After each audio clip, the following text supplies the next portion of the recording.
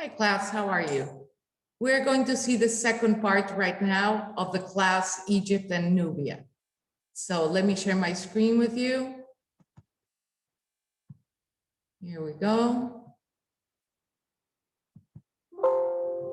So this is part 2 of Egypt and Nubia. Last time we were talking about all the trade that happened between Egypt and Nubia, how Nubia had all the gold and Egypt had all the grain, and that's pretty much the main exchange that they had.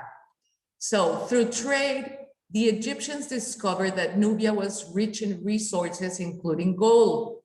The Egyptians realized that the more gold they had, the more wood and other resources they could buy from the Eastern Mediterranean. The Egyptians really wanted to buy wood because remember that their land was desert and there were no forests. So they found that if they had the more gold that they had, the more wood that they were going to be able to get from other countries and from farther lands. Egypt conquers Nubia. So now we're going to start now with the conquering of territories. To gain more control over Nubia's reaches, Egypt conquered most of Nubia for a time during the Middle Kingdom. The conquered Nubians had to pay a tribute to the pharaoh. 1 year's tribute to the pharaoh Thutmose III included hundreds of pounds of gold, cattle, slaves, ivory, and ostrich feathers from Nubia. Here we have a picture of the pharaoh Thutmose III. So after the rule of Ramses II, Egypt weakened and the new kingdom ended. Rival leaders in different cities fought for control of Egypt. Meanwhile, Nubia became an independent kingdom ruled by Nubian kings. So the Nubian kings also became the Nubian pharaohs, and they used to call them the Black Kings on the Nile. You have it over here. Okay, so they had their own pharaohs. And now Nubia is going to conquer Egypt. So in the mid-1700s BC, a Nubian king conquered the Egyptian city of Thebes. The next ruler of Nubia, a king named Piyeh, expanded the Nubian empire by conquering one Egyptian city after another. Finally, Piyeh declared himself pharaoh of a united Egypt and Nubia. So finally, Egypt and Nubia are united under the government of the pharaoh named Piyeh. You can see him here on the picture. So the pharaohs from Nubia ruled Egypt for almost 100 years. Nubian rulers promoted traditional Egyptian ways that they learned under earlier pharaohs. They built temples to honor Nubian and Egyptian gods. The rulers from Nubia might have remained in power longer if they had been willing to govern only Egypt, but instead they tried to expand their power. They went to war with the Assyrians, which was a big mistake because the Assyrians were very skillful warriors who had recently conquered the Fertile Crescent. This error in judgment led to Nubia's downfall. Assyrian troops invaded Egypt around 665 BC, and after losing many battles, the Nubians retreated from Egypt back to Nubia. So this was a big mistake trying to conquer more land. Now, the Nubian civilization.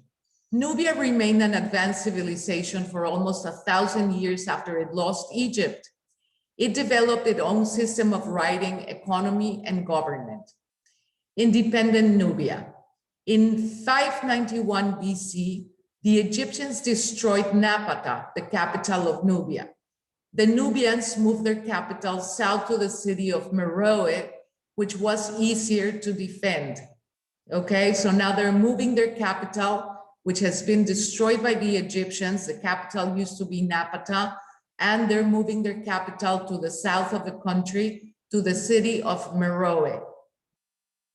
Meroe was also located near iron deposits on a trade route from Central Africa. The region received more rain than did most of Nubia. This rain supported the growth of wood that the Nubians could burn to smelt or melt out iron from a rock called iron ore. You can see here in the picture the iron ore. The Nubians turned Meroe into Africa's first iron working center. Nubia's iron tools and weapons were much stronger than Egypt's soft bronze tools. So the Nubians continued to make jewelry and other beautiful objects from their gold, but they focused on making all the tools made out of iron, because iron is a very, very strong material. And they were very good at trading and making money out of that. The Nubians built hundreds of pyramids at Napata and Meroe. These pyramids were built at a steep angle, so they were a little different from the Egyptian pyramids. The pyramids held the tombs of the kings and queen mothers of Nubia. The queen mothers of Nubia are also known by the Roman name Candaces. Candaces remained powerful, sometimes even more powerful than kings throughout the history of Nubia. So there was a great women power behind the ruling of Nubia. There was a Candaces that really were the ones that ruled Nubia. The Nubians created the Meroitic script, one of the world's first alphabets. Scholars have learned to read this alphabet, but still don't understand the words of the Meroic language written in it.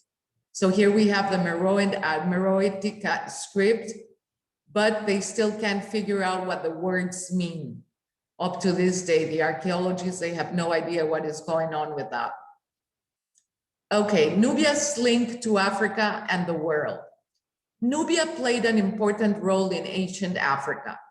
The kingdom may have controlled an area larger than the Egyptian empire. Nubia had advanced iron working technology, like we were talking about. They were very good working with iron. The Nubians traded iron goods, cloth, and gold with other African peoples. In return, the Nubians bought ebony, which is a very coveted kind of wood, which is a black wood from West Africa. They also traded elephant tusks, valued as a source of ivory, from East and Central Africa. The Nubians also sold slaves from other parts of Africa to the Egyptians. So here we have a picture of the ebony wood, which is very, very precious wood, and the elephant tusks that provided the ivory. The Nubians also traded with Greek and Roman Egypt.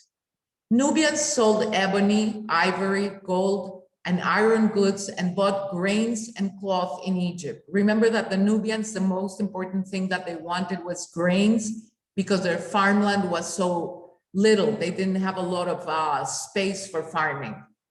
The Nubians used irrigation to grow more food for their busy cities, but still they had to trade to meet some of their need for food. The ancient Greeks and Romans knew the Nubians for their metalworking skills, and they valued Nubian iron tools and weapons. Ports on the Red Sea allowed the Nubians to trade with countries as far away as India. And by 200 AD, war with the Roman Empire, which controlled Egypt, had weakened Nubia. Meanwhile, the desert peoples raided Nubia's cities and disrupted its trade. Finally, in 300 AD, Nubia was conquered by the kingdom of Aksum, which was centered in the present-day country of Ethiopia to the southeast. Throughout its history, Nubia had linked Africa south of the Sahara with other ancient civilizations. The Nubians created patterns of trade and farming that continued after the conquest by Aksum. These traditions have continued in the region to this day. But today, the city of Nubia still exists. And like I told you the class before, it's a beautiful city, which is very worth visiting. So this is the end of part 2, and I will see you next time for our next topic. Have a good time, guys.